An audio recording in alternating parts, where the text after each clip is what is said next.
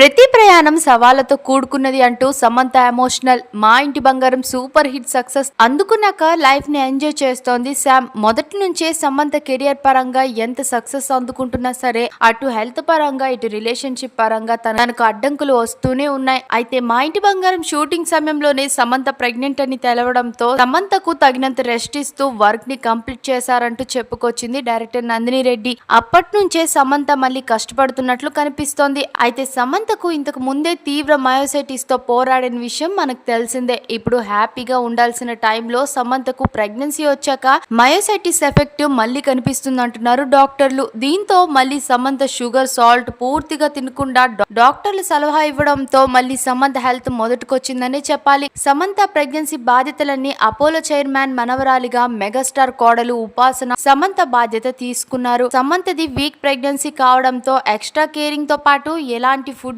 Drink prepare చేయాలో కూడా Apollo నుంచే ఒక నర్స్ ప్రొవైడ్ చేశారట ఉపాసన. సమంత ఉపాసనకు మొదటి నుంచే మంచి బాండింగ్ ఉండేది. ఆ బాండింగ్ వల్లే సమంత తోడుగా సపోర్ట్ చేస్తూ వస్తుంది ఉపాసన. ఈ విషయం పైన సమంత మళ్ళీ ఎమోషనల్ అయినట్లు తెలుస్తోంది. ఈ ప్రయాణం సవాళ్లతో కూడుకున్నదే.